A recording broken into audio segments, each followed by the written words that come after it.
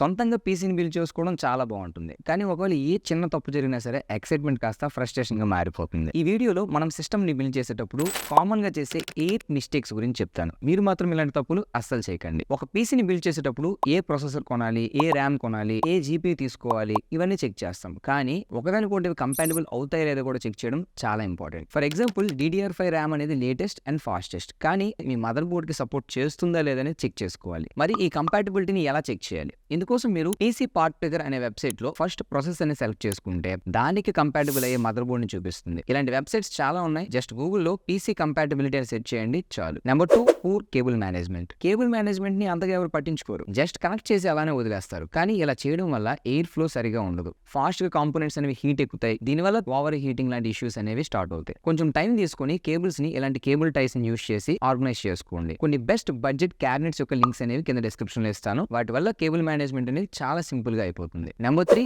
Improper cooling solutions. Cable management తర్వాత check చేయాల్సింది మీ యొక్క క్యాబినెట్ ఎయిర్ ఫ్లో. క్యాబినెట్స్ లో ఫ్యాన్ పొజిషన్ ని చెక్ చేయాలి. సో ఇంటేక్ ఎగ్జాస్ట్ ఫ్యాన్స్ అనేవి సరిగా ఉండేలా ప్లాన్ చేసుకోండి. Number 4 forgetting to install or update BIOS. BIOS ని అప్డేట్ చేయడం చాలా మంది నెగ్లెక్ట్ చేస్తారు. మీ సిస్టమ్ సరిగా పనిచేస్తుందంటే బయోస్ ని అసలు అప్డేట్ చేయొద్దు. ఒకవేళ మీరు లేటెస్ట్ హార్డ్వేర్ తీసుకున్నారు అనుకోండి, అలాంటి టైంలో బయోస్ ని ఖచ్చితంగా అప్డేట్ చేయాల్సి వస్తుంది. ఫర్ ఎగ్జాంపుల్ AMD లేటెస్ట్ గా 2024 లోనే 5600 GT అనే మోడల్ రిలీజ్ చేసింది. ఇది AM4 సాకెట్ తో వస్తుంది. కానీ AMD ఈ సాకెట్ ని 2016 నుంచి యూజ్ చేస్తుంది. ఒక చిన్న బయోస్ అప్డేట్ చేస్తే దాని ఫుల్ పెర్ఫార్మెన్స్ అనేది మీరు ఎక్స్పెక్ట్ చేయొచ్చు. మీకు బయోస్ ని ఎలా అప్డేట్ చేయాలో తెలియకపోతే మీరు ఓన్ గా అయితే చేయకండి. సో ఎక్కడైతే మీరు కొంటున్నారో ఆ సెల్లర్ కి అడిగేసి బయోస్ ని అప్డేట్ చేసుకున్న తర్వాత మీరు యూజ్ చేసుకోండి. Number 5 bench marking. మీ సిస్టమ్ బిల్డ్ మొత్తం కంప్లీట్ అయింది. మరి మీ సిస్టమ్ పర్ఫెక్ట్ గా వర్క్ అవుతుందో లేదో ఎలా టెస్ట్ చేస్తారు? ఇందుకోసం మనకి stress test and bench mark test అనేవి యూజ్ అవుతాయి. స్ట్రెస్ టెస్ట్ వల్ల ఏవైనా హార్డ్వేర్ ఇష్యూస్ లేదా పెర్ఫార్మెన్స్ ఇష్యూస్ లాంటివి ఉన్నాయేమో తెలుస్తుంది. ప్రైమ్ 95, ఐడా 64,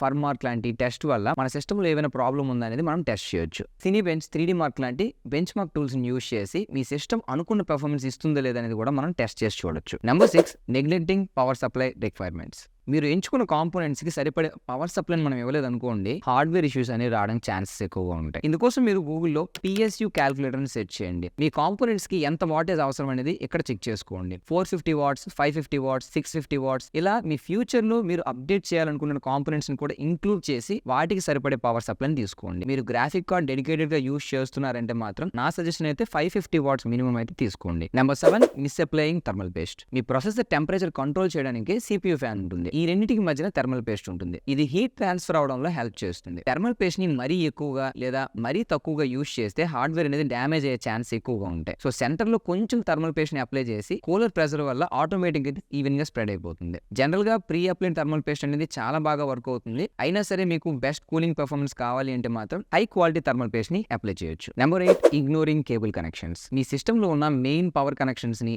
GPU పవర్ కేబుల్స్ ని అన్ని కనెక్ట్ చేశారో లేదా చెక్ చేసుకోండి. ఎస్పెషల్లీ CPU ఉండాల్సిన 4+4 పిన్ గానీ, 24 పిన్ గానీ లేదా GPU ఉండాల్సినటువంటి పవర్ కనెక్టర్స్ అన్ని కూడా కనెక్ట్ చేసేలా చెక్ చేయండి. ఇవి కనెక్ట్ చేయడం మర్చిపోయి చాలా మంది సిస్టమ్ ఆన్ అవ్వట్లేదని టెన్షన్ పడతా ఉంటారు. అండ్ ఫైనల్లీ సిస్టమ్ ఆన్ చేసే ముందు అన్ని కూడా 1-2 సార్లు చెక్ చేసుకోండి. సో ఇవి చాలా మంది చేసేటువంటి జనరల్ మిస్టేక్స్.